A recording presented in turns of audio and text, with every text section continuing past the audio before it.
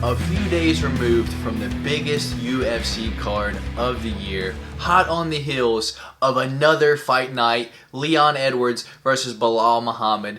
Hello and welcome to the Golden Octagon MMA Podcast, number 10. This is a big one for us. I am Matt Anderson. On the right side of your screen, you have Dorian Rose. I was going to say that he was the reigning defending pick champion of the week, but guess what? Your man went and got himself a belt because I am the remaining defending pick champ of the week, so it's alright. And guess what? Later on in the show, this bad boy stays home with me, so just so you know what, I'm going to leave this right here. We'll bring it back out later in the show. But anyway, Dorian Rose over here. Feel the burn a little bit.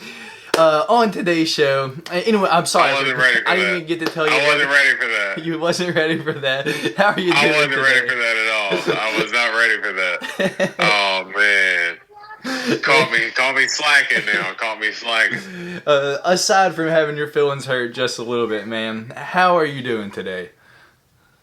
Doing good, man. It was a hell of a card from this past weekend, and as you said, you know, we got some good fights coming up this weekend as well. So, yeah, I'm definitely excited to talk about it. Yeah.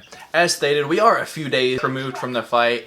I actually said this to you on Sunday. Man, I don't even want to talk about this. I need to hear what everyone says in their interviews. And you're like, don't listen to what other people say. And I was like, it is not that. I just need to hear what people's I don't want to say excuses are, but their reasonings were for certain things before I could give my opinion on it, because I didn't want to jump out and make a harsh statement right off the bat. So let me give you guys a quick rundown on what we are going to be talking about in today's show. So up first, the whole card itself. We're going to jump right into it. We're going to break down every fight on the main card, at least maybe a few things from the prelims. It depends on what Dorian is feeling today. And then we are going to take a slight break in just the actual fights that have happened, just for news and other fight talk like that. Going on to this upcoming weekend's card, UFC Fight Night, Leon Edwards versus Belal Muhammad. This is going to be a good one. Belal Muhammad replacing my favorite, Khamzat Chimaev. And then lastly, our new topic. We started off last week. Dorian's got it this week. Maybe he can figure something out. Our WTF topic of the week. We're going to figure out something wild. But before we get started, if you guys wouldn't mind, please put a thumbs up on this video. Share your support. We appreciate it. And if you're not subscribed to the channel yet, come on now. What are you doing? Help us out. And if you know someone that enjoys MMA or UFC at all, please do us a favor and just share this to them. Don't even ask them. Just send it to them. I'm sure they'll enjoy it. We put our hard time into this show. But that's all before we get started. So let's jump into the first topic of today's show. Alright, so up first on today's show, we are going to be breaking down UFC 259, at least the full main card. Dorian, I'm going to ask you this just to kind of get an idea of where you want to start at. Do you want to start at the title fights? Do you want to start at the Aljo fight and like work our way up? Or do you just want to start at where the main card started and just go up from there, being, I guess, Santos versus Rakic, and just go up? Or do you want to go down? You want to start the title fights? What do you want to do? I want to probably just start with the main event. I think the Aljo and Jan. Okay, so you want to do the 3 title fights, and then we'll, I guess, just cover everything else in there? Yeah, we get to do the 3 title fights, okay. And yeah, we get to start with Izzy and Jan. Okay. All right, so I guess what you said, start with Izzy and Jan? Yeah, start with Izzy and Jan, and then probably work down, because that Aljamain and Jan, that one's got a lot. We got some stuff to say. Okay, so yeah, they got a lot to it. At Dorian's request, we are going to start on Jan Blachowicz versus Israel Adesanya, the 205-pound title fight. Izzy was moving up from 185 to challenge the defending champion. Jan Blachowicz won the belt from Dominic Reyes in his last fight. This was his first title defense. Man, this fight honestly was the one that I didn't even know what to say about. Izzy came out, looked okay the first 2 rounds, but honestly, from after that second round, he looked gassed. And it seemed like Jan was able to take him down at any point. But for some reason, the commentators, and I didn't understand it, were like, Izzy looks like the fresher fighter. And I'm like, I don't know. They both look pretty damn tired, like to me. And it showed round 4 and 5, Jan was just able to get the takedown with no resistance pretty much whatsoever. I'll say more on that later on. But on this fight specifically, I really feel like Jan kind of, if it was just me, like straight judging the fight all by myself, no sound at all, I honestly had Jan up 4 rounds to Izzy's 1 round. I think Izzy probably won the first round, but aside from that, dude, I honestly think Jan won the rest of the fight. But I could see everyone is a fan favorite of Izzy. I wanted Izzy to win. You wanted Izzy to win. But I definitely didn't see the issue. Like, I thought Jan probably won most aspects of this fight. Give me your thoughts on what happened in this one. Yeah, I kind of agree with you to the same extent. I thought that Jan won. I thought he won 3 rounds to 2. I thought Izzy came out kind of hot in the first round, and then in the second round, I thought Jan was kind of getting his groove, and I thought he won the second round. I thought Izzy had the moment where Jan had him up against the cage, and he landed like a big left hook off that clinch break, and Jan was kind of stumbling a little bit, and I thought he had won the third round, but then I thought easily Jan had won the fourth and the fifth round. So, yeah, I thought that Jan had won it 3-2. I thought it was clean. Now, the judging, on the other hand, 49-45, to have the 10-8 in there, I thought that was a little crazy, Yeah. But nonetheless, Izzy lost the fight regardless, and you know that I was obviously going for him going into it. Yeah, I was going for him going into it, but it looked like he came out kind of hot there in the first round, and then it did look like in the second round, Jan had started getting his timing a little bit better, and Izzy wasn't willing to stand in there as much because I think he understood, the power that Jan possesses. And later on in that fight, because Jan was going for the takedowns earlier in the fight, he had a couple of opportunities, and he had taken him down once, but Izzy had gotten up pretty quickly. And then he had a couple of situations where he had Izzy in the clinch, but Izzy had escaped pretty well. But Izzy did not expect him to wrestle as much as he did late in the game, and Jan just showed all wrinkles in his game and just fought the smarter fight because Izzy was able to I thought he was able to kind of get his range back there in the third round and win it.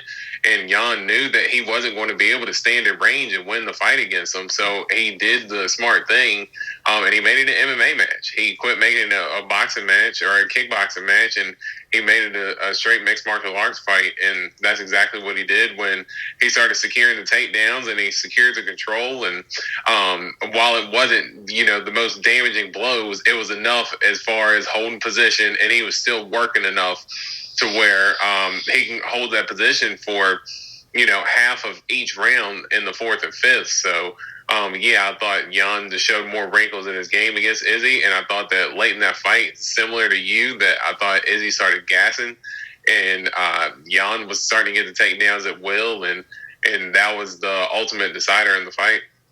Yeah, it almost kind of seemed like Jan had the perfect game plan, for how to beat Izzy. It's like Jan just did the exact perfect things, what he had planned on doing. It had to have been his exact game plan, because he just, because once it got there, it's he was like, okay, I'm good. I'm just going to stay right here for the remainder of the time. And I'm just not going to do anything else. I already won right here. So, and I think as well, I think Izzy, one thing he actually ended up convincing me going into the fight that the weight difference wasn't going to be that much of an issue.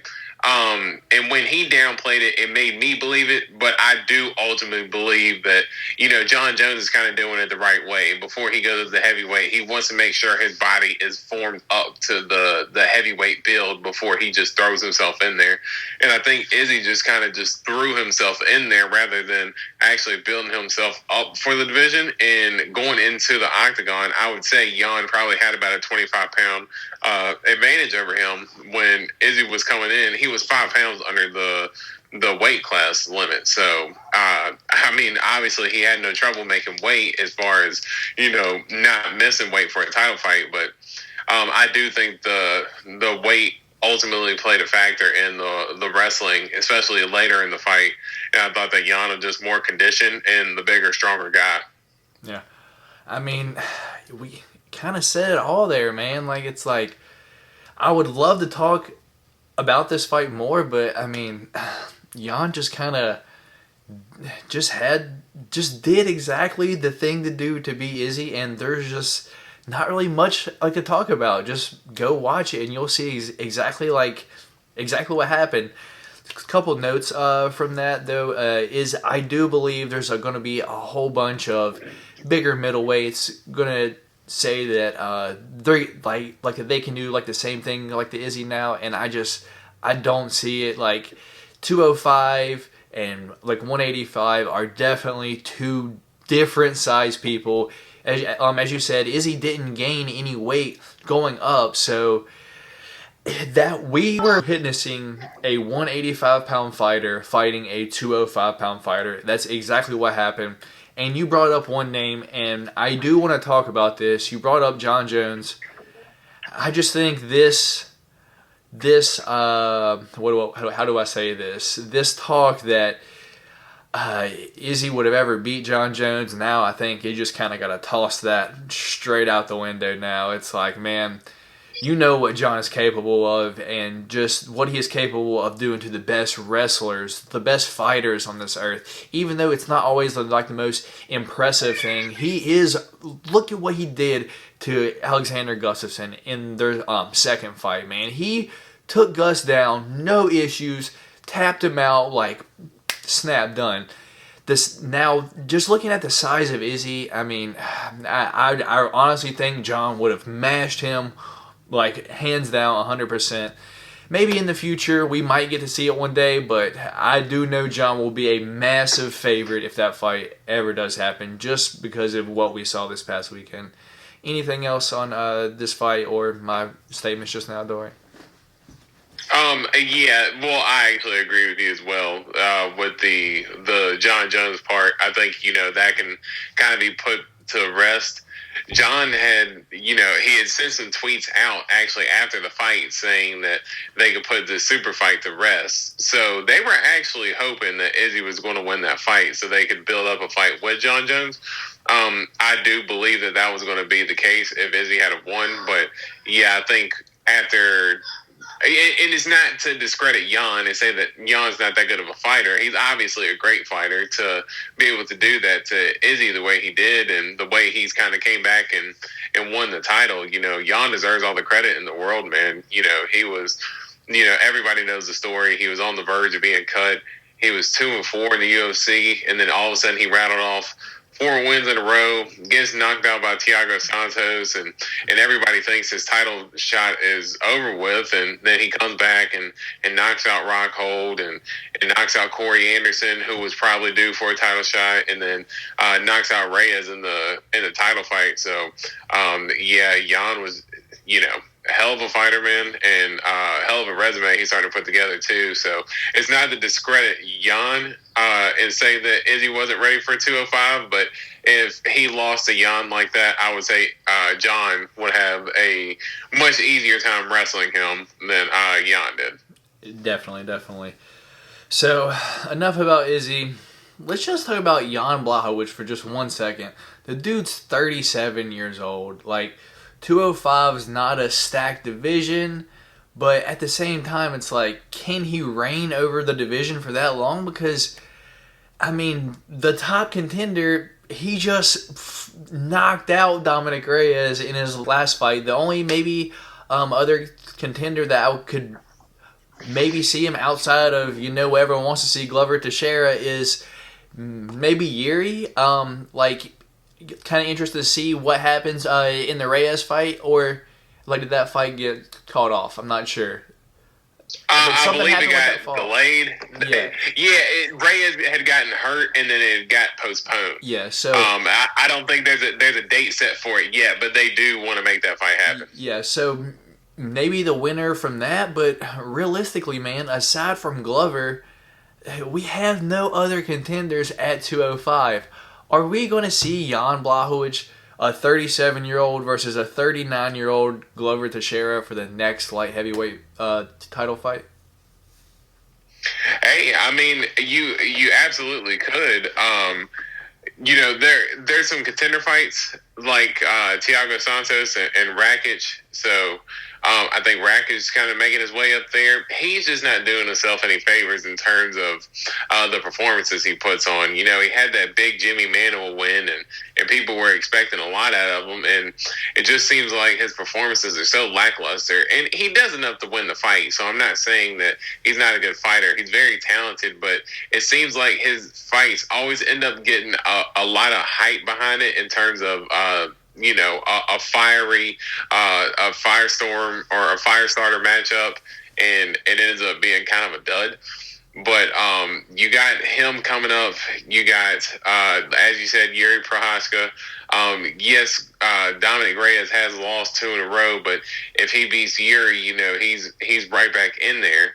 And there's a couple of young guys that's starting to come up into the division as well. I like Jamal Hill, one of the guys from the Contender Series. So I think you're starting to get a lot more fresh faces. I think that's one of the good things about with John relinquishing the title in the way that he did, is that it's going to shake up the division and just create fresh matchups, because a lot of people are just getting bored with the same narrative of, oh, well, John Jones is going to win this fight.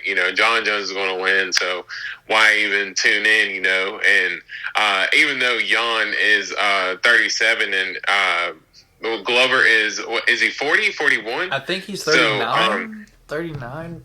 He might be 40. I'm not sure. I was going to say, I believe he's 40. I don't know. He might be 41. But either way, Yeah, right now, excuse me, he is 41 years old right now. I've been saying 39. Yeah. I don't know. I just have it in my head. I've heard that he was 39 for the past years now, so I just assumed that Glover was 39. Yeah, that's why I was like, no, man, I'm pretty sure he was 41 in that Thiago Santos fight. So he but honestly, I mean, he has enough talent to beat Jan. Jan's not going to be able to take Glover down like that. And if he does, Glover is a Brazilian Jiu-Jitsu black belt, dude. So it's actually a really good matchup with him and Glover. So I think that's what John relinquishing the title has done, just create fresh matchups. They were trying to make the Izzy fight with John, but with Jan now, he wants to fight all top contenders. He kind of said, or he didn't kind of say, he straight up said that Glover was the most deserving contender. So he's going to be like a true champion. He's going to defend the title against the number one contender. So you're getting a lot more fresh faces coming into the division, and I'm excited about the division going forward and kind of seeing what unfolds. Yeah, definitely. Okay, enough for the 205 division. Let's just move right along. Move down the card. Amanda Nunes versus Megan Anderson, man.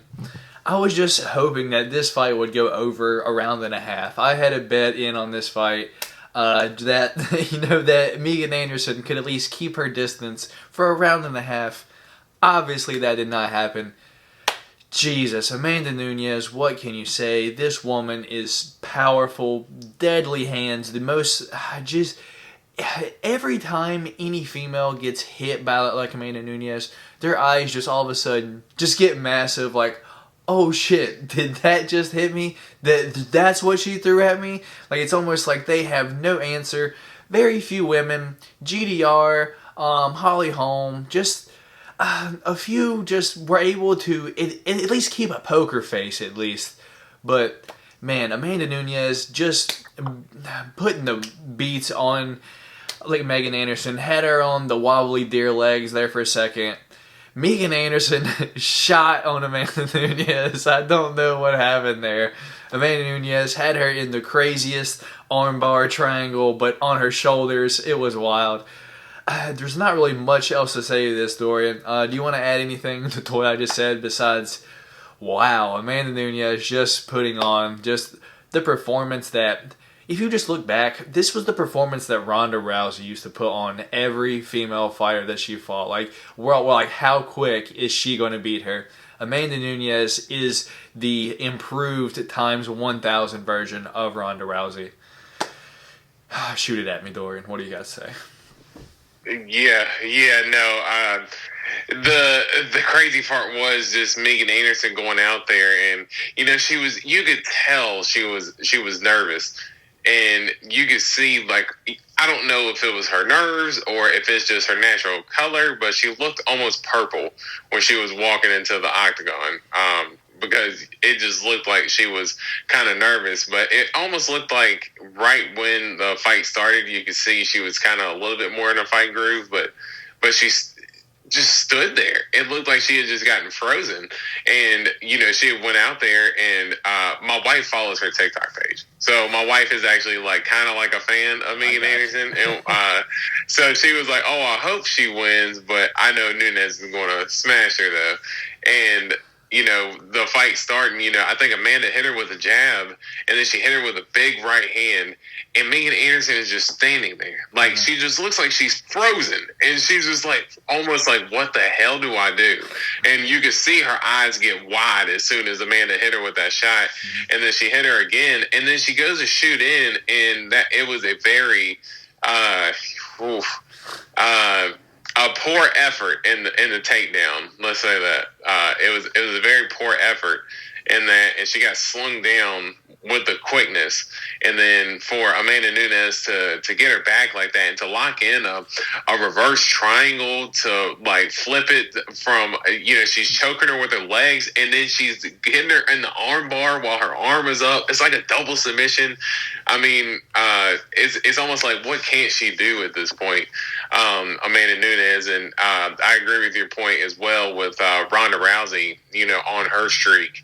The streak of invincibility, that's the run that Nunes is on right now, putting away Cyborg in the first round, in the first minute of the fight, putting Holly Holm away in the first round, in their first fight, but Ronda putting DDR away in the first round. The brakes off Ronda, Put Ronda away in the first round, put Misha away, and Misha was in the first round as well, or was that in the second? I thought it was in the first. It was in the first round, specifically. I remember listening to a Misha Tate interview that said the first punch that she hit her with was the hardest she had ever been hit in her life, and at that point she knew the fight was over, that she wasn't going to beat her. I was like, wow. That's it's scary, man. Her punching power and just her ability to put people away in the way she does, and she's got this streak of invincibility. When it's like, when is she going to be able to put this chick away that she's fighting? I know in her last fight against Felicia Spencer, a lot of people were saying that Amanda Nunes was playing with her food a little bit because she was kind of just pounding on Felicia Spencer for 5 rounds because people said she couldn't go 5 rounds. So she was like, you know what? I'm going to prove that I can, and just pounded on her then. But yeah, just the versatility in her game is just like, what more can you say about her than she is of course, the greatest women's fighter of all time, but man, she's pushing greatness even towards the men, in terms of her winning streak. What is she on, a 12-fight winning streak right now? I don't know. Multiple. She's on like a 12-fight win streak in the UFC. She's defended the title multiple times in multiple divisions. And still holding both the titles right now. I know 145 is very meek, but still overall, just for her to be able to defend in 145 and 135 is just amazing, man. Yeah, definitely. So after this fight, this may have came out last night, but it looks that the UFC isn't going to re-sign Megan Anderson. So, man, who do they have at the 145-pound division now? Are they even going to keep the division open? I know the new girl they just signed from Contender Series, the massive girl, a former boxer, I think, but I don't know. I know who you're talking about. She had the big knockout in the Contender Series. Yeah, I know exactly what you're talking about. Yeah, she's the boxer. I can't remember her name exactly, but I know But exactly she's what you're also talking about. older too, though. So I mean, I don't know what the UFC's. This is a tough division. It really is. I can't see anyone challenging Amanda Nunes. As crazy as it sounds, she is. I don't think any female is going to beat her. We got to see her fight some men. Maybe we'll get her challenge. I have no idea. So moving right along, we're going to go to the third title fight on the card. Probably the most controversial title fight. Peter Yan versus Aljamain Sterling. Peter Yan defending his title for the first time, coming up against Aljamain Sterling. We both picked Aljo here. We both like Aljo. He's just something about the Funk Master that just makes you like him. Aljo came out a little high speed for it going 5 rounds. That is something that I saw off the beginning. He probably threw 3 to 10 spinning attacks every round in the first 3 rounds. Like, just using up his energy, just throwing it, just kept throwing it.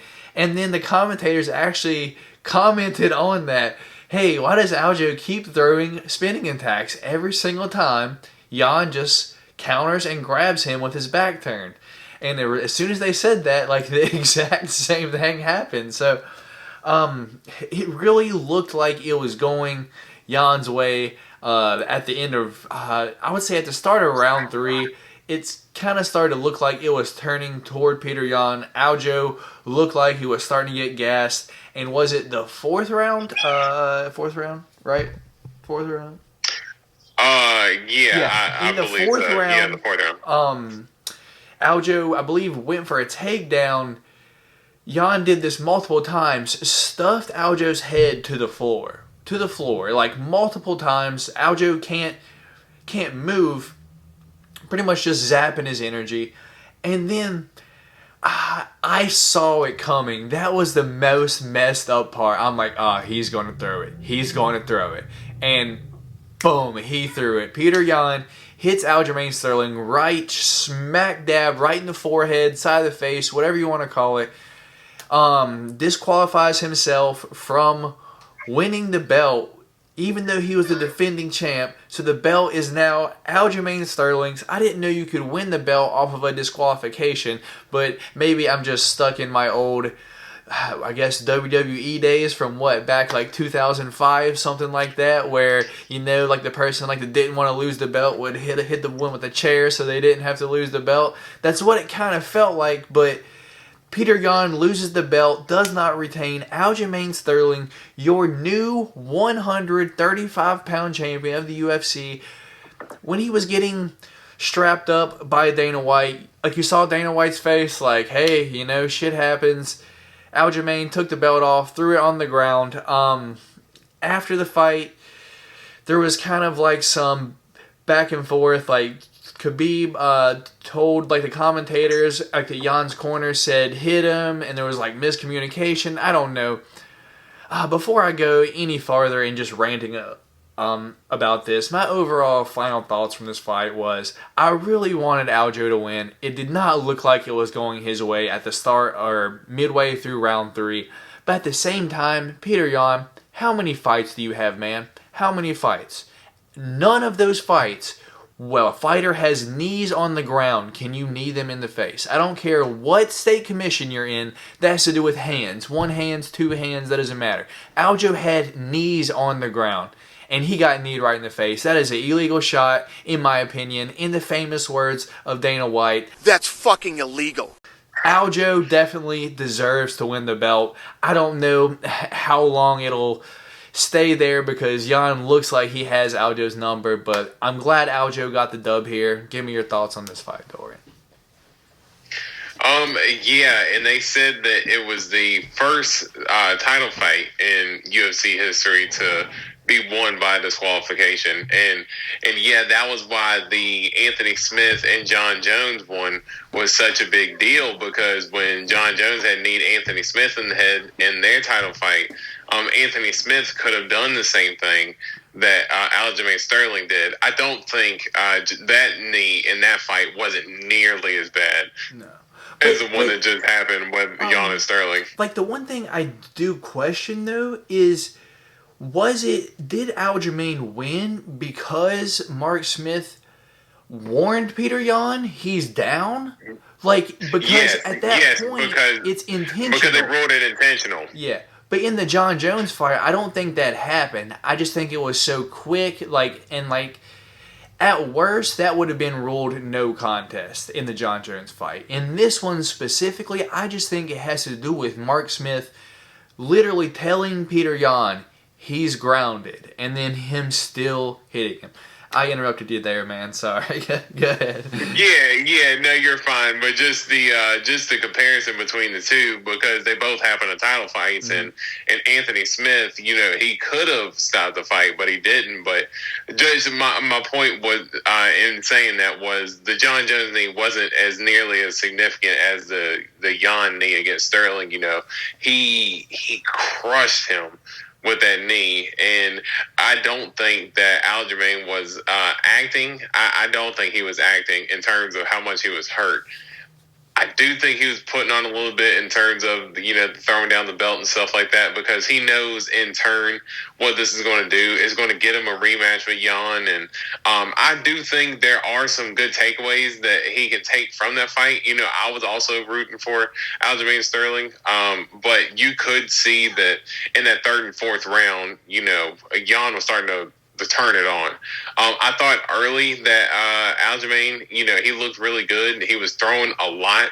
He got dropped in the first round, but he got right back up, and he got right back in Jan's face. And that pace was crazy. But Sterling had looked really, I don't know, he looked frantic. It was just kind of hard to kind of place on it in the first round. He was really frantic, and he just looked like he was just throwing. He usually throws pretty wild. I know he did in the Pedro Munoz fight, but he did even more so. And in there, I think it was in the third round, he got really desperate and was going for a lot of takedowns. And he landed that one in the first round. It was his first takedown attempt. And after that, he did not land another takedown in the fight. And I think he went for 13 overall, 12 or 13 before the fight ended up getting stopped. And you could see in the third round, and it started turning around. I do think that Aljamain actually won the first two rounds. I thought that him putting the pace on Jan in the first round, I think he outstruck him almost 3-1. And then in the second round, he outstruck him. Plus, he had some cage control there for a little bit, holding him in the clinch, because I didn't think Jan did anything too significant. But there in the third round, you could see that his shots were starting to really lay on Aljamain, because you could see that Aljamain was starting to fatigue, where he kept missing the takedown attempts, and Jan started peppering him with that right hand, and he was, kind of tossing him around. There was a couple of times where, like you said, Aljamain would do a spinning attack, and he would get his back, and there early, I think it might have been in the third round, Jan ended up slamming Sterling on his head. So, you could see the tide was turning. But I do think at that point, Jan probably would have won the fourth round, and I thought it would have been 2-2 going into the fifth. I thought that fight was really close, and it was unfortunate that it ended the way that it did, because it was heading towards fight of the night. It absolutely was, because that fight was crazy. They fought at a crazy pace. I do think that Sterling's going to have his hands full when it comes to the rematch. And I guess, a lot of people have been killing him about taking the route that he did. But, man, at the end of the day, I'm not going to blame him for taking the route that he did, because the rules are in place for a reason. And it was a clear DQ. He did it intentionally. He said that the coach, or Habib said the coach told him, or whichever. It did sound like when they pulled that audio, it sounded like one of the coaches in the corner was celebrating when Jan threw the knee, and then the other coach kind of had his hand on his head like, oh no, what did you do? So you could see there was a little bit of conflict between the coaches, but still nonetheless, I think as the coaches, the fighter, everybody in that position has to know that a knee at that point in the fight is going to be illegal. And, him costing himself the title fight, I don't feel bad for him. I mean, he's going to get the rematch anyway. So, he lost the belt. So what? He's getting the rematch anyway. So I really don't think it's really affecting anything too much other than, it's just giving Sterling another chance at the title shot because, I listened to his podcast. I think I was telling you about that. I listen to it sometimes, and his whole podcast was basically talking about this whole situation. And he was saying, he even admitted that Jan was starting to come on in that fourth round, and he said himself he had started gassing, but he said he felt like he was still able to push the pace, and he was still in Jan's face, even though Jan was hitting him with big shots. So I thought it was a very competitive fight overall, and everything. And Sterling's just going to get the rematch at the end of the day with Jan. I mean, I thought it was a hell of a fight. So I mean, hell yeah, I'd like to see it a second time. Why not? And I thought overall just an unfortunate ending to what was heading to be fight of the night. But I mean, I'm not going to complain to see it again because that fight was actually really good. Okay. We will revisit this fight later on in the show at the Fight News Talk area. We're going to move down the card. Islam Makhachev versus Drew Dober. You had Drew Dober here, kind of. I had Islam here. We kind of knew what was going to happen. Like, Islam made Drew Dober look like he didn't know how to wrestle. And Drew Dober is a good wrestler. It just shows you the skill level of the upcoming future champ, Islam Makhachev there. Anything that you want to say about this fight, Dorian? Yeah, just pure domination from Islam. Just his wrestling. He's definitely starting to look like Habib. And on the feet, he's already polished on his feet. He's got a couple of good knockouts to his name. And for him to have basically the same wrestling game as Habib, you could even see they have the same leg ties. And it just looks like they're... Yes, those leg wraps, man, they get people every time with it. And, that's starting to become one of those Dagestani techniques there that all those guys in that region are using. But just overall, his game was, just to put the pace on Drew Dober like that. It didn't even look like that arm triangle was in. It just looked like Drew Dober tapped because he was like, holy crap, I am exhausted. And it just looked like he was ready to get out of there. I'm glad you brought up that arm triangle because that was, I don't know if that was an arm triangle. Did you see where he was at? Islam was in side control on the opposite side that he should have been.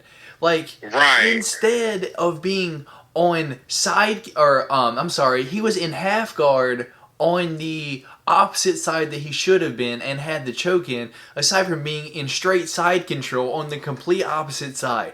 So the squeeze that Islam had to have had on Drew Dober there just had to have been either outrageous or just Drew Dober had had enough. He was like, I am done, because the technique wasn't there at that point. That was not a proper technique at all, but Islam still got it done there.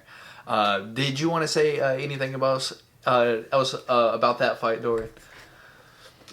No, just that I agree that Islam definitely looking like a future champ. Man, the dude just looks crazy. All right, so the fight that me and you swore were going to be a banger to start off the card, Thiago Santos versus Alexander Rakic. I messaged you during this fight and I said, "Did you buy this card?" You didn't reply until after the whole fight was over, but I was so upset when this fight was happening. I'm like, you gotta be kidding me. These two dudes, what's happening? I could have not watched that whole fight and I wouldn't have missed anything at all. At the end, Thiago Santos just looking really mad. I guess he thought he had won that fight. Alexander Rakic got the dub. Honestly, I don't think either guy could have been mad for losing that fight. Neither guy really did anything. But I guess if I had to give the edge to someone, I guess like Rakic did have the pressure on like a little bit more. One thing that I just do want to say about this fight is Thiago Santos, man, after that John Jones fight, he looks like he doesn't move the same. The dude isn't as quick on his feet. He had 2 knee surgeries. I believe it may be that time, dude. I don't know if Thiago Santos is going to be that quick killer with the crazy kicks that we once saw. What do you got to say about this fight, Dorian, other than, oh man, it wasn't really that much of a good one? Yeah, that fight actually ended up crapping the bed, and a lot of people were excited for the fight. We had talked it up to be arguably fight of the night going in. So seeing the way that it played out was pretty disappointing. Kind of going to my point earlier about Alexander Rakic. Ever since that Jimmy Manuel performance, he had the fight against Anthony Smith. And he landed a few leg kicks against Anthony Smith, and he just held top control for the whole round. And he did that for all 3 rounds.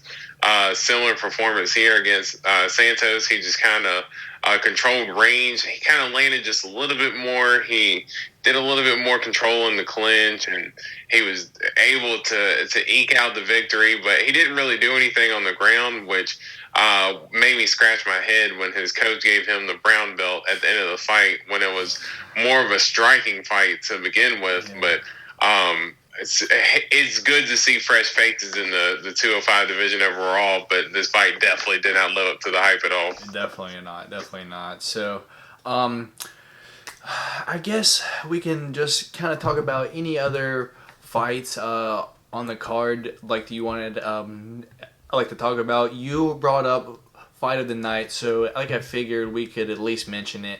It was on the I believe the early prelims. Carlos Ulberg versus Kennedy. Let me see if I can get this right. In Zechiku, man, Carlos Ulberg, a huge prospect coming out of New Zealand, training partner of Israel Adesanya over there at City Kickboxing. The dude highly touted, but not that big of a record. I believe he was 7-0. Like didn't really have a whole bunch of wins on his name. When the fight very first just kind of started off, Ulberg came out super hot. He hurt Kennedy. He almost finished him there at the beginning, or at least it looked like. But Kennedy, man, was able to shell up, and I don't even know. Herb Dean was warning him, or I'm not sure if it was Herb Dean. I'm not sure. I'm not going to trash Herb too much today because I don't really remember. It was a couple of days ago, and the reps didn't stick out to me too much in this card. But anyway,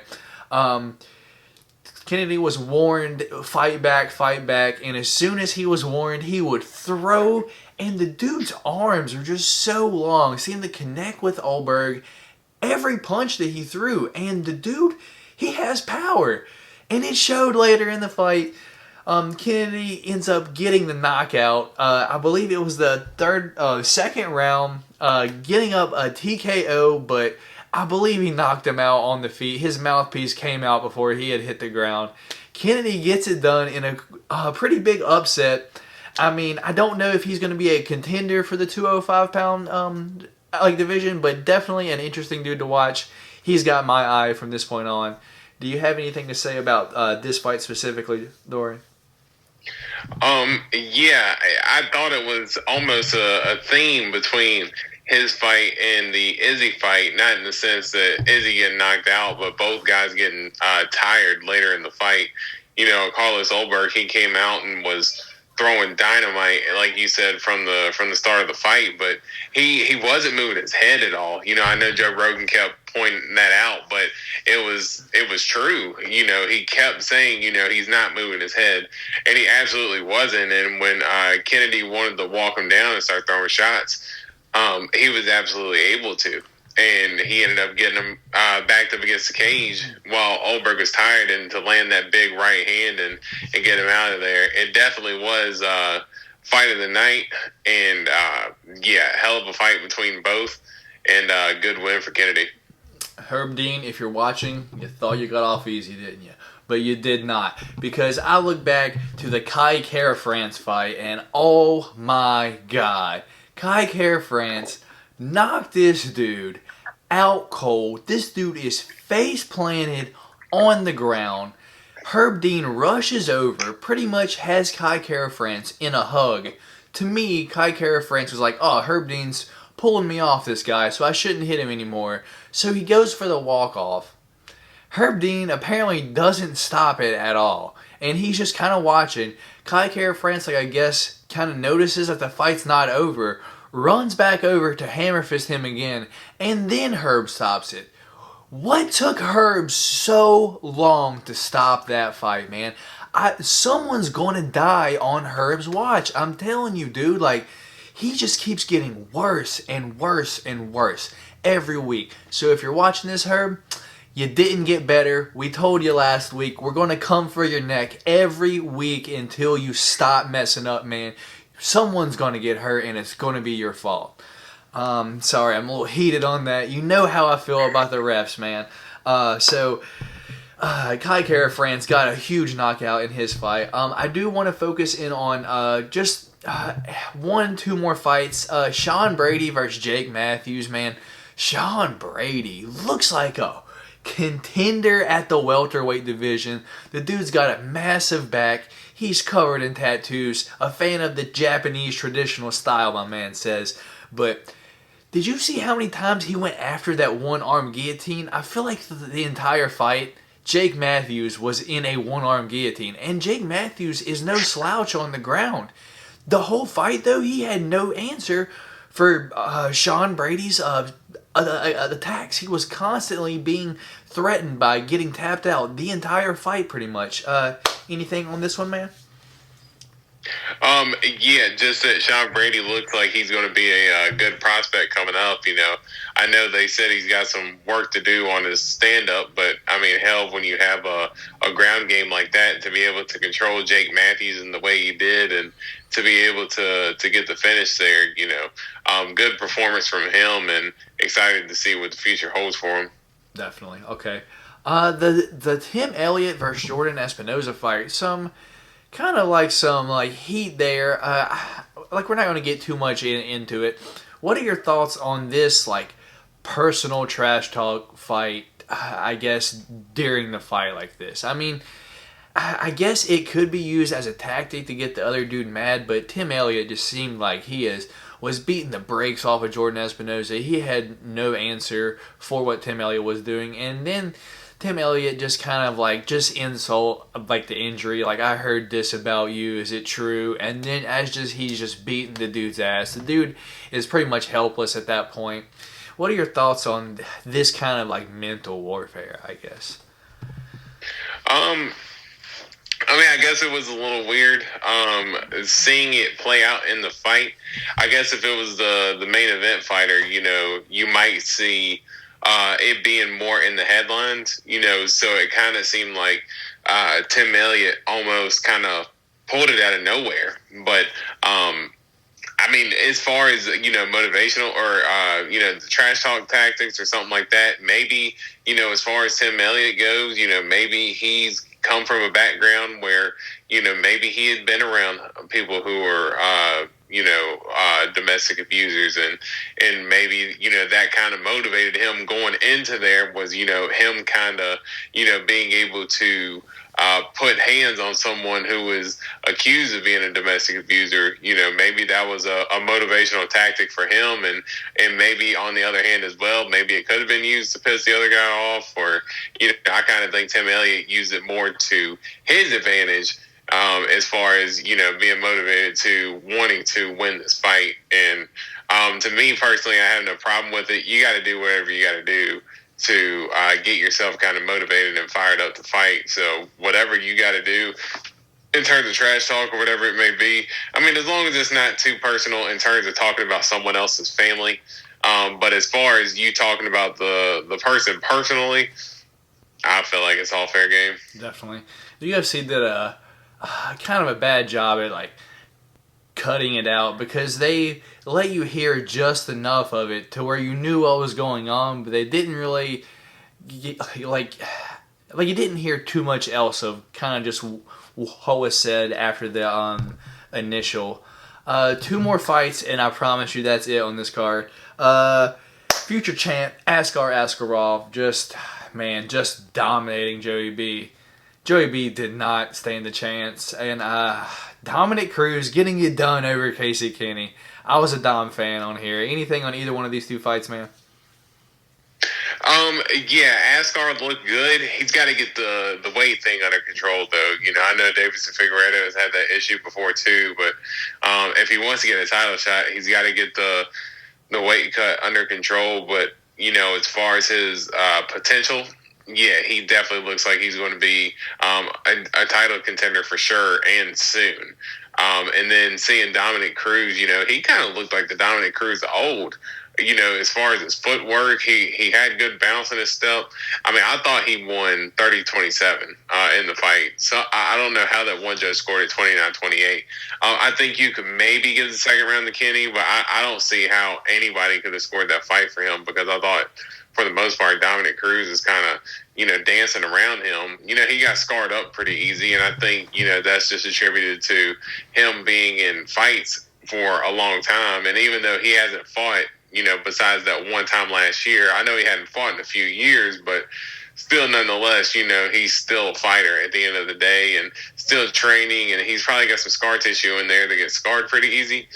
But as far as the fight with Casey Kenny, he definitely controlled that fight from beginning to end, in my opinion, and he definitely looked good. And for some reason with that Hans Mullenkamp call out, I've been doing a lot of research on that, and man, it's almost like I got more respect for Dominic Cruz now that he did that, because once you do a little research on Hans Mullenkamp and kind of realizing the creep that he is in terms of trying to, chase clout off of other people and things like that, yeah, it's very, very off-putting, and almost made me respect, or actually it did, Dominic Cruz went up in my tier of fighters that I like, just because, him being bold enough to take a stand and call somebody out like that for being the person that they are. So, yeah, definitely commend him for that, and hell of a fight that he put on as well. That was actually a very fun fight. Casey Kenny was competitive, but did I say Kennedy? Casey Kenny was competitive. Yeah, Casey Kenny was competitive in the fight, but it was a fun fight. But I did think Dominic Cruz won all 3 rounds, and great performance from him. Yeah. I just want to throw out there, not only did a judge have Casey Kenny winning a round, a judge had Casey Kenny winning the fight. Dom won by 29-28. Split decision. So that was kind of wild. Dom did put on a great lightweight performance. Just a few more shout-outs. Shout out Kyler Phillips getting it done over Song Yadong. Looked fantastic. As I said, Kai Kara France just looked good. Left the dude flatlined on the floor. Let's see what else we got in here. Tim Elliott obviously got it done. Sean Brady, we mentioned him. I guess not else. Euros Medic, huge performance against Alon Cruz. Knocked Alon Cruz clean out. I was big on Alon Cruz coming off the Contender Series. He used to fight at 145. This was a lightweight fight, so I really didn't know what to expect there, Dorian, but that was the whole card from this weekend. Anything that I guess we didn't talk about that just fight-wise altogether from this past weekend's card? No, I mean, pretty much it. Those 3 title fights were crazy.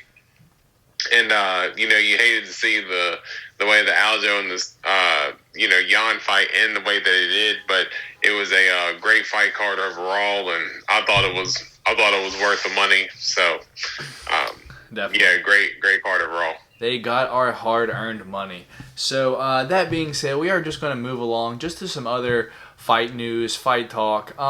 First thing that I want to talk about, Dorian. So, let's go back to Aljamain Sterling. Let's just focus in on what happened after the fight. It's kind of like back and forth. You actually listened to him on his podcast, so you would kind of know like just a little bit more than me.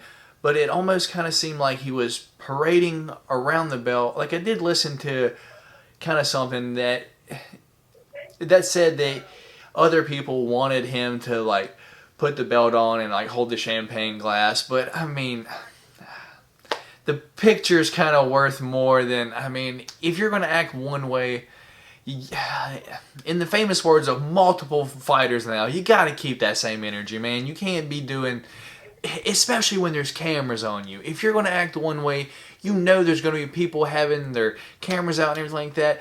Even if you won the belt, you're the rightful champion. If you act one way right when it happens, man, you can't be parading around acting like you're the new champ, you're the best guy ever, when, man, you were getting your ass kicked those last 2 rounds. I'm sorry to tell you.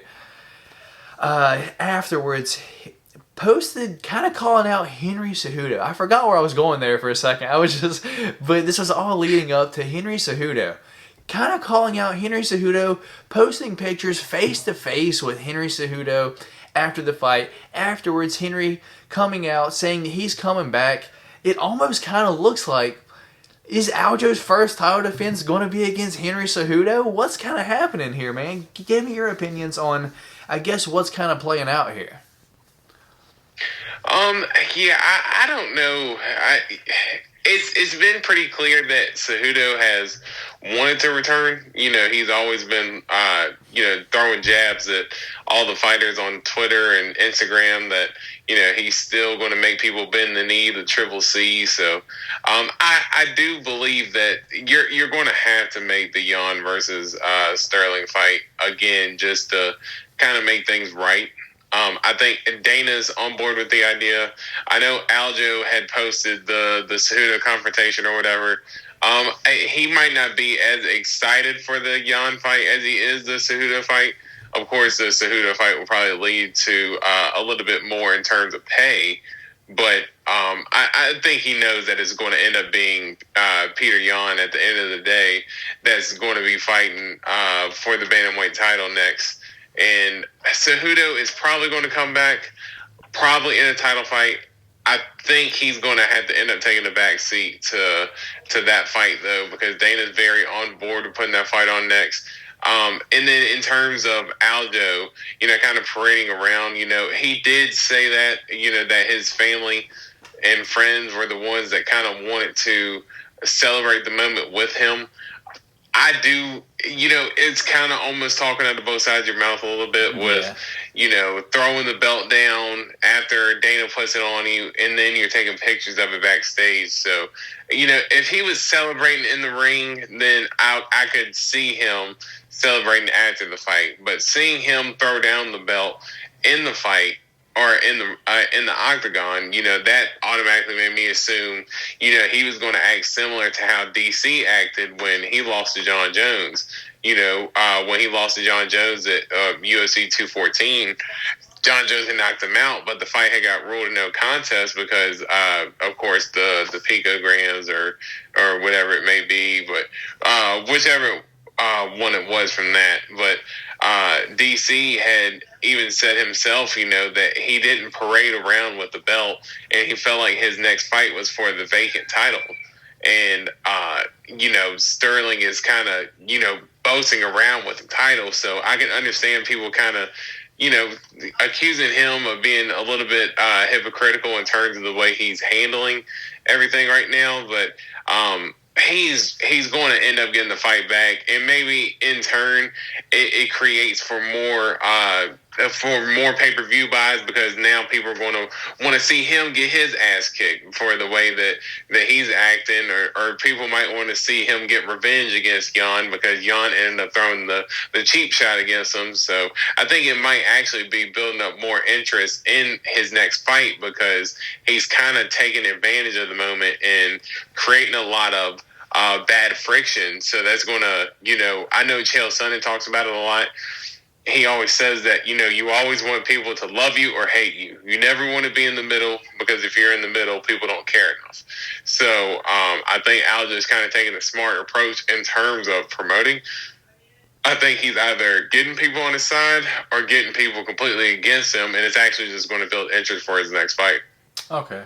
So either way, me and you are both Aljo's fan. We both enjoy that he's a champion. We both kind of feel certain ways about what happened, but overall, man, I believe the rematch has to happen. There's no other fight that can happen because Peter Yan was on his way to win that fight, and not really much anyone can say aside from, man, that was just a huge mistake from the Yan corner, Yan himself. He really shat the bed on that one, and I don't think any of this Henry Cejudo talk is going to end up playing out to anything, at least anytime soon. I believe we got to see Yan versus Aljo too before we go anywhere.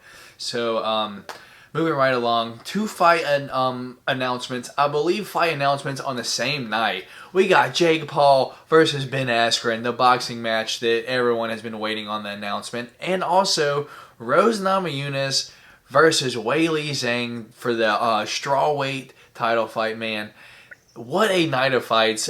We're definitely going to be watching UFC. I'll be rooting for my man Funky from my couch here as I'm watching, hopefully, Rose get the dub against Weili. But this fight finally announced, thank goodness.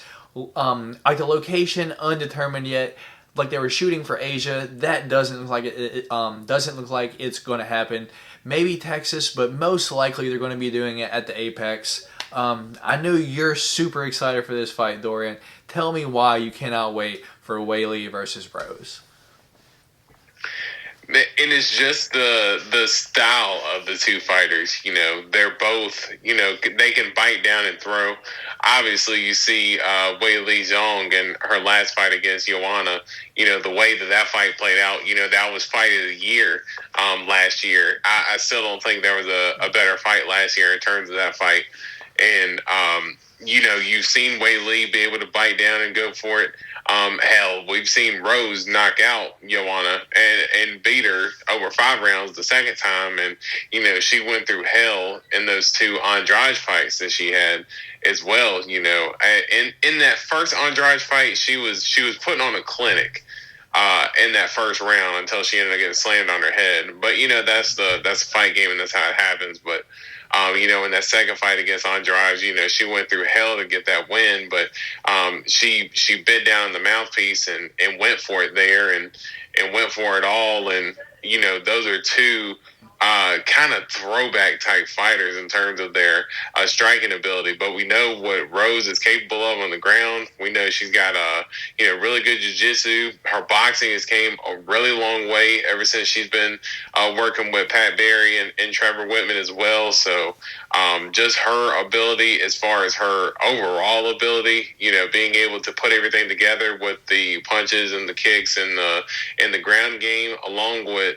Weili's striking ability and her takedown defense and her clinch game and her chin and the way she's able to take shots. You know, Rose had dropped Jessica Andrade a couple times. She had dropped Joanna a couple times. So she dropped Michelle Watterson. So she's got, you know, striking ability to be able to put somebody down. But, you know, we've seen in Weili's last fight, her chin is, you know, something to not be tested. So just an exciting fight overall, stylistically between the two. And hell yeah, dude, I'm so freaking pumped for this fight. Yeah, I'm stoked for it. Just one thing that I do fear is just Rose's, her will to be champion. She said it like before, she doesn't enjoy everything that comes with being champ. So I just part of me just kind of makes me hesitant. I do love Rose as a fighter. She's one of my favorites to watch, but it's hard for me to bet on her from that point on just because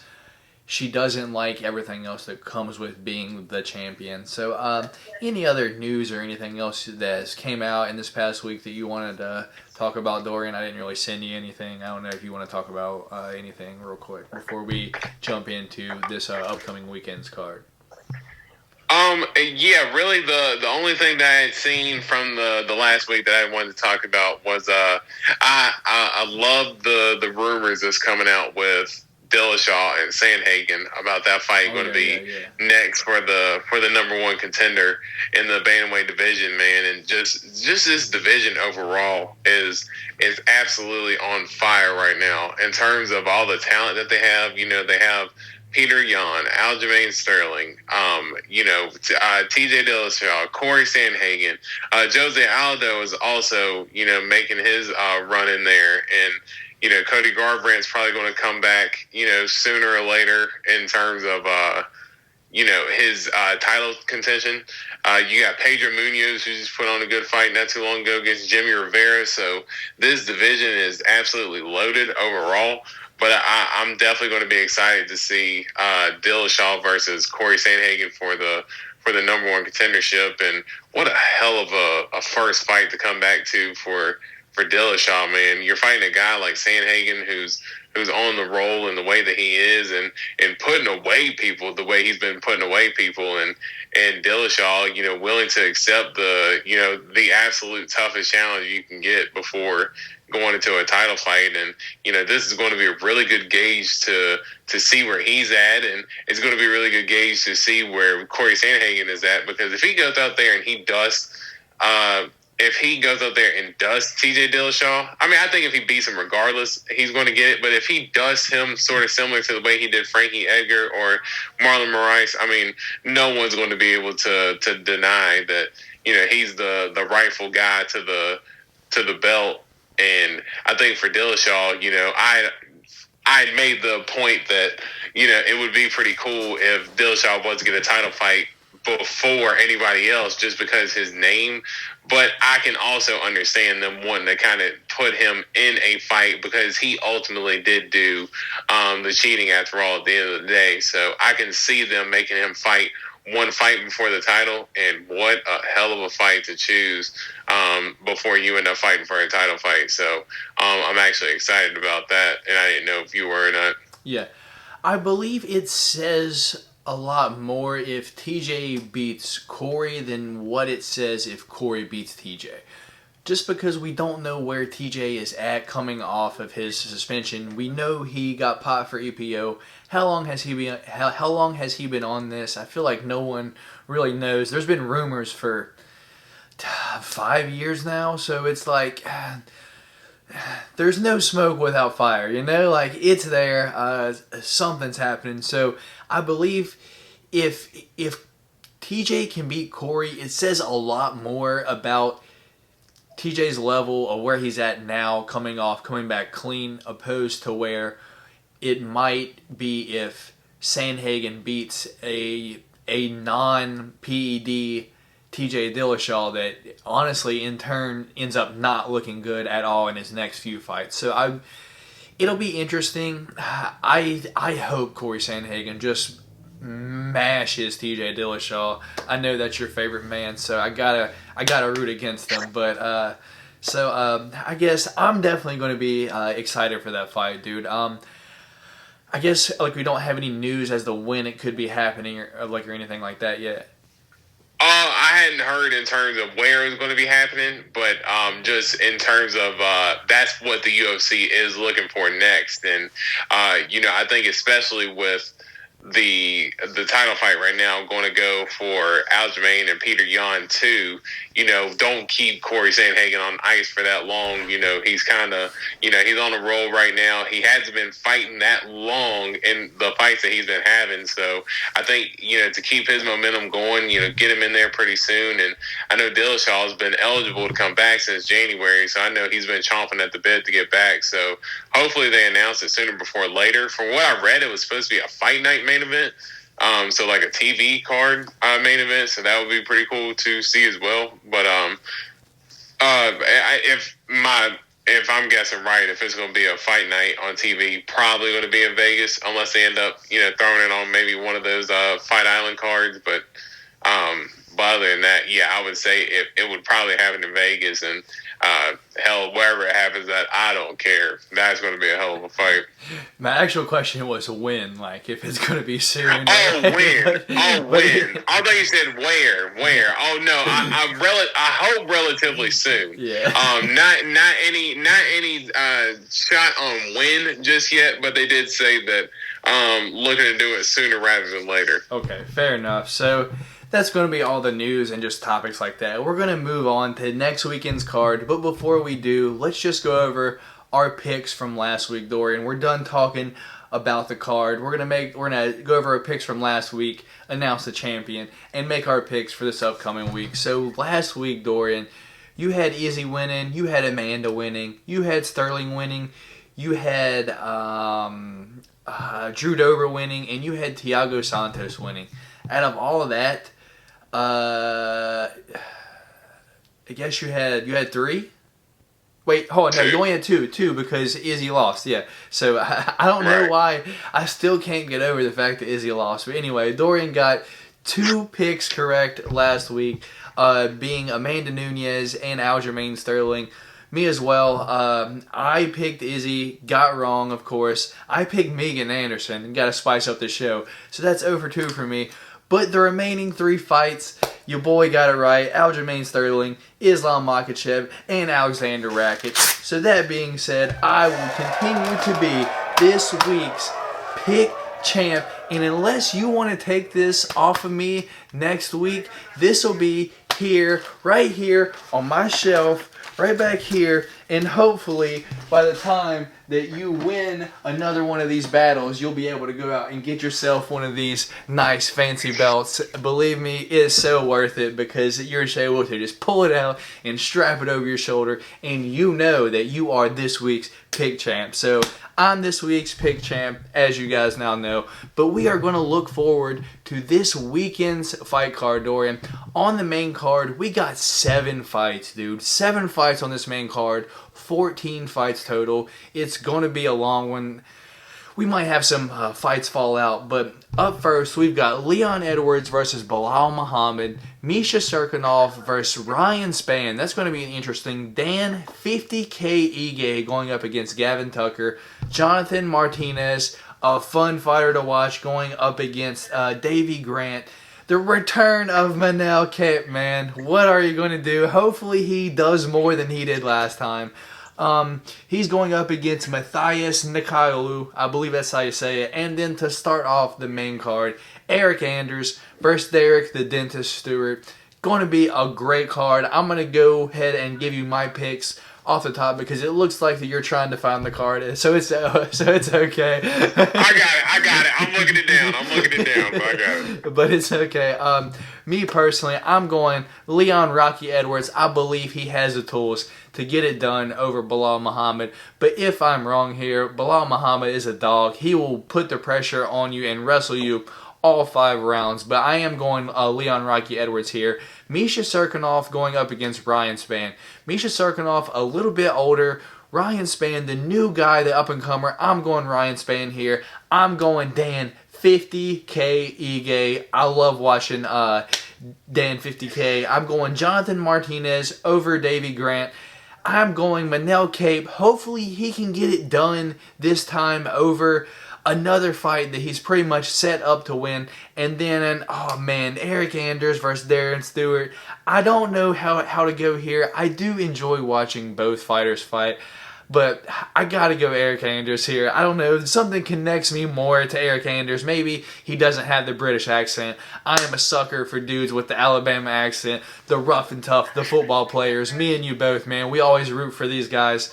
So, just one more time, just so everyone knows. Leon Edwards, Ryan Spann, 50K Ige, Jonathan Martinez, Manel Kape, and Eric Anders. That is going to be my picks. So shoot yours at me real quick, Dorian. Just the fights. Don't break anything down or anything yet.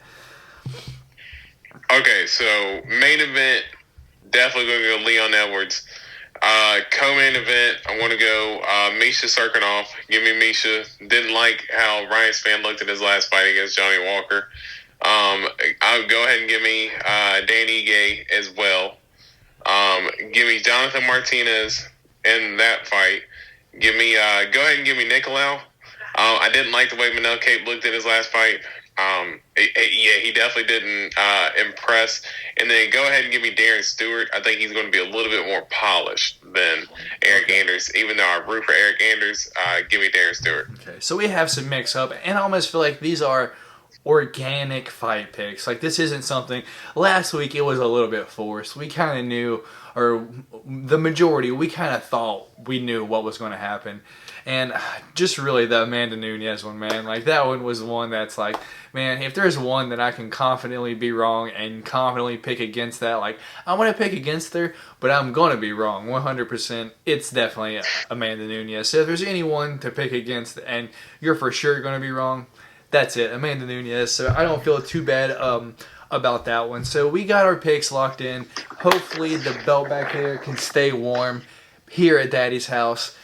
Maybe Dorian will be able to get one in his next fight, but who knows? You could find these things anywhere, man. It doesn't even have to be a UFC belt. I do think that I got that off the UFC shop for like, I believe it was $20 or like 25, one of the two. Okay. Very cheap, believe it or not. Like, it wasn't like the like $300 one, like actual size one.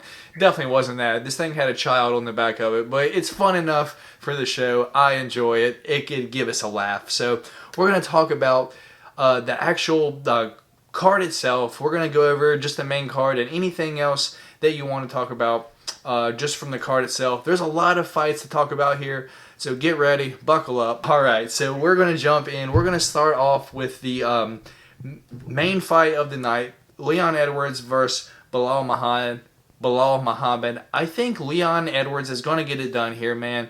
You're a fan of Edwards, actually more than me.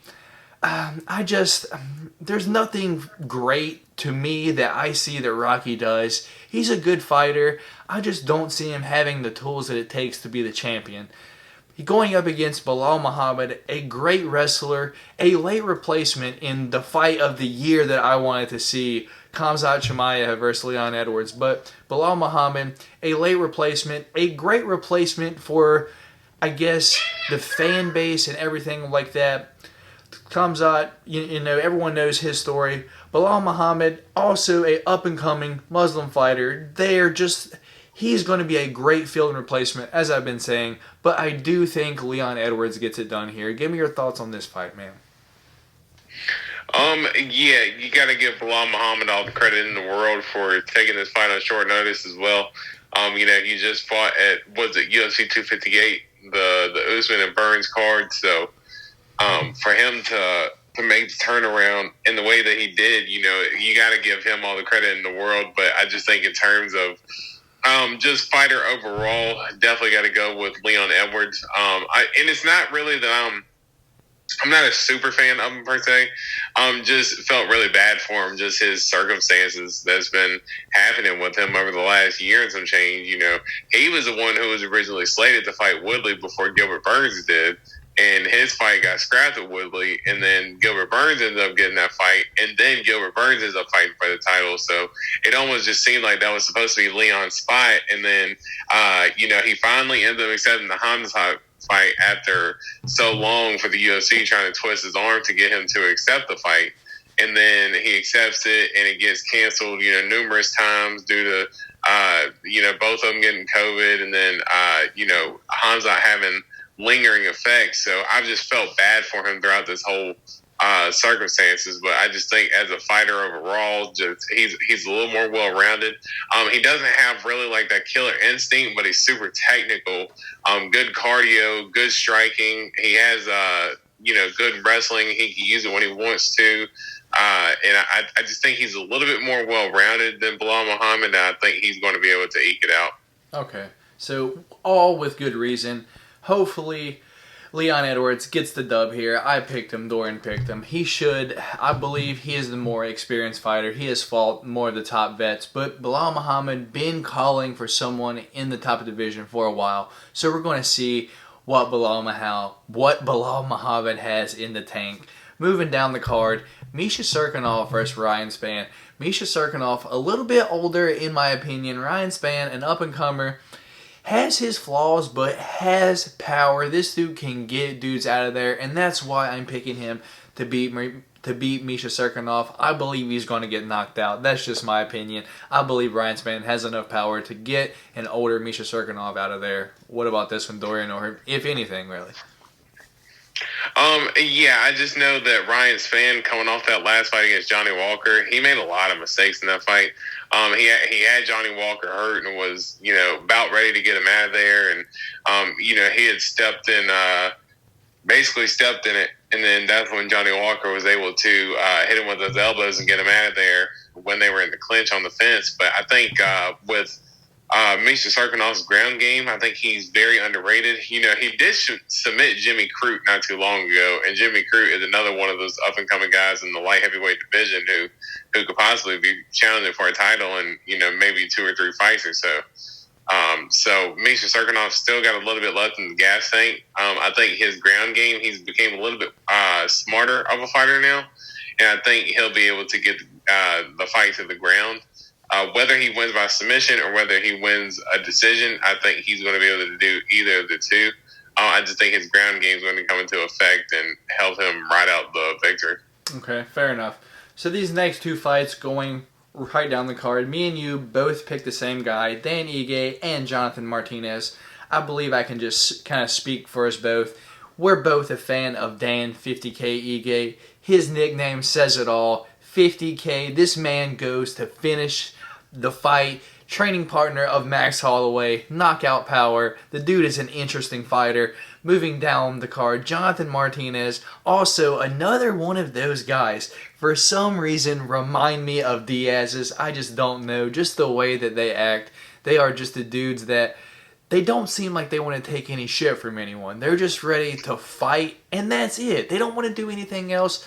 Fuck the interview. They don't want to talk to nobody after. They want to fight, and that's it. So, anything about either one of these 2 fights, or did I kind of cover it right there? You're just excited to see these guys fight again. Yeah, just excited to see both those guys fight, especially Dan Ige. Johnny Martinez, or Jonathan Martinez, he always puts on an exciting fight, and so does Dan Ige. Win or lose, that guy goes out there for the 50K. He is 50K Ige for a reason. So, you definitely covered it, man. Definitely excited to see both those fights as well. All right, so second fight on the main card, Manel Kape. I'm going for him, going up against Matthias Nicolou. I believe Manel Kape has something to prove. I think he knows now that his last fight, that ain't how he's gonna win the fight. He knows now that in the UFC, if you want to win, you got to get a finish. I believe Manel Kape goes out there and gets a finish. Like, if I want to be honest, this dude has fantastic striking, slick on the feet, great head movement. As you see, he barely got hit in the last fight, and when he did, the dude's got a chin. So I'm going to play Manel Kape here heavy. That is probably the one that I am most confident of the night. I believe that this is going to be a showcase performance from Manel Kape. Why do you think he's going to lose this one, man, aside from you don't like the way he looked last time? And that's kind of been more of it. Just I didn't like his last performance too well. I mean, kind of similar to Ryan Spann. I didn't like his last performance as well.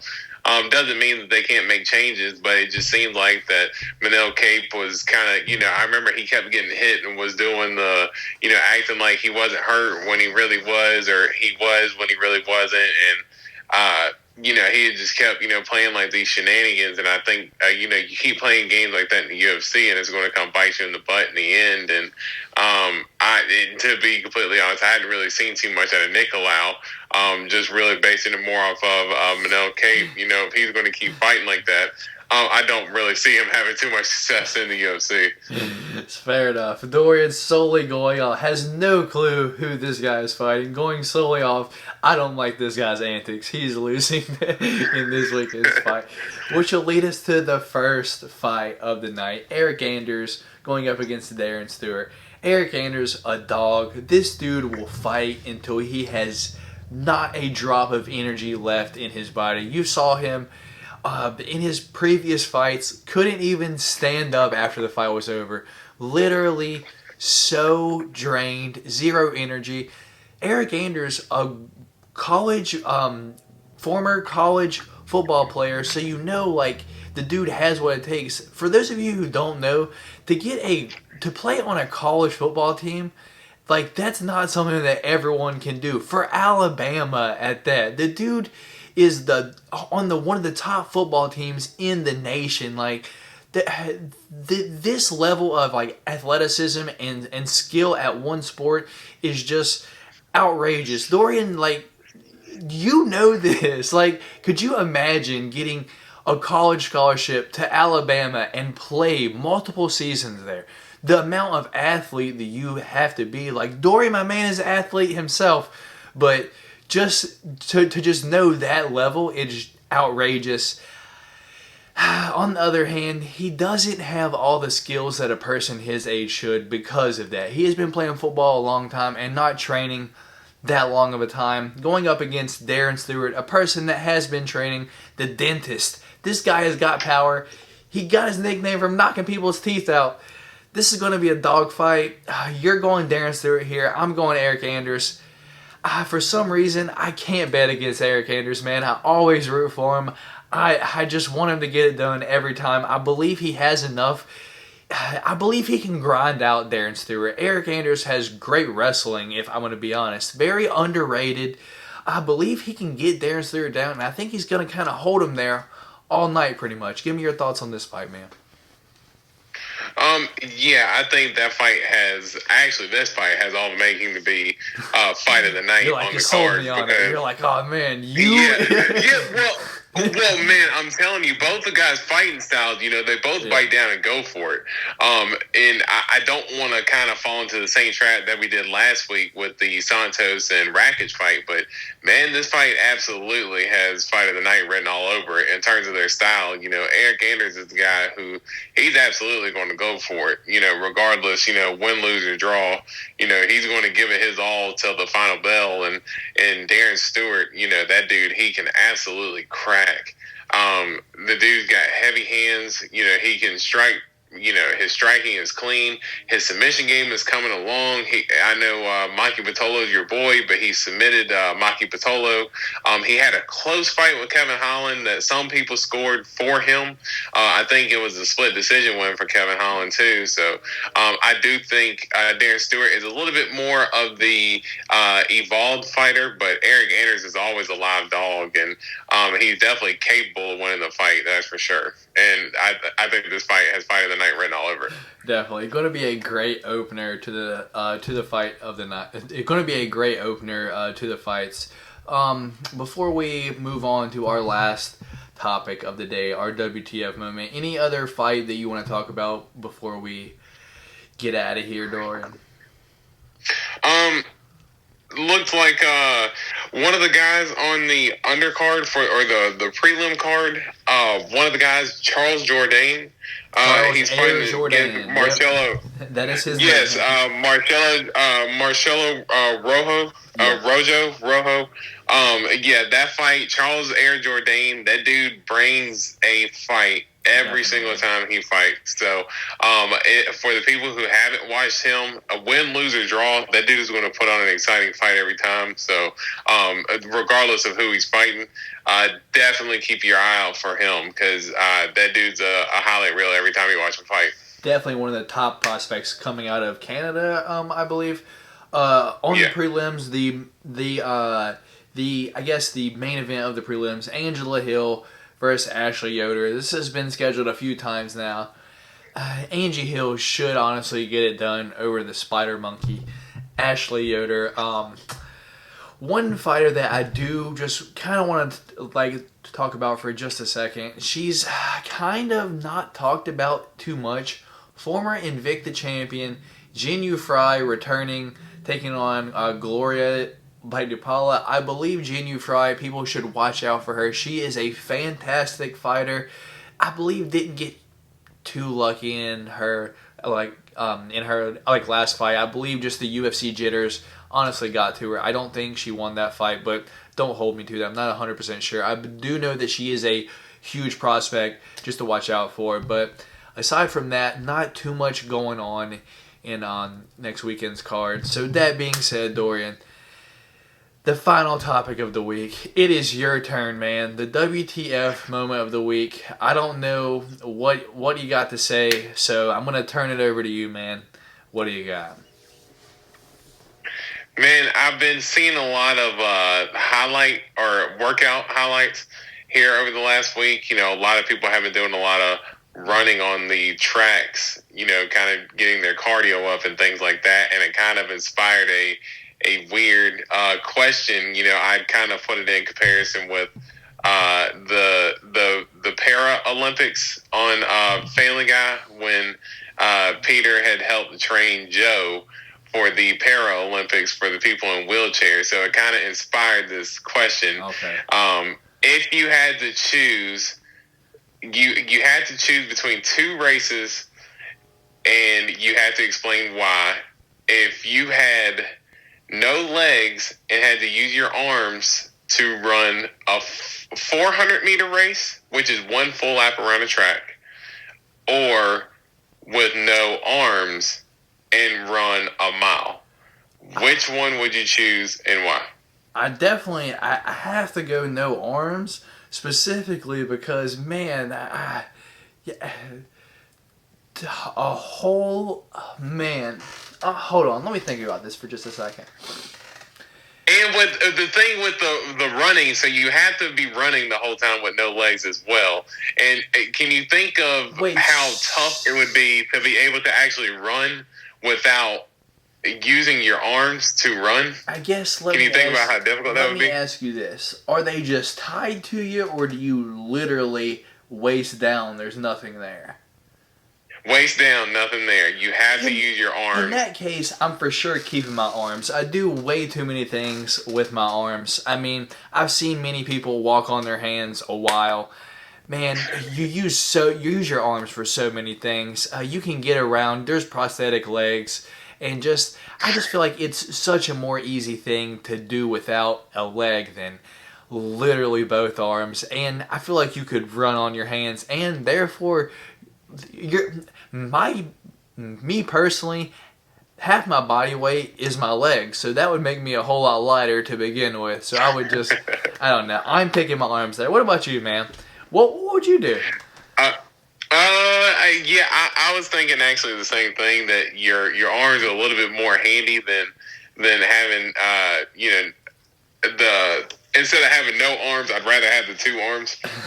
So yeah, it's just going to be much more convenient, and you're only doing one lap as well as compared to running the whole mile with the two legs and no arms. And then I just couldn't imagine having no arms, you know. So yeah, not really the most thought out one, but hopefully there's no asshole Sonny Koufax's.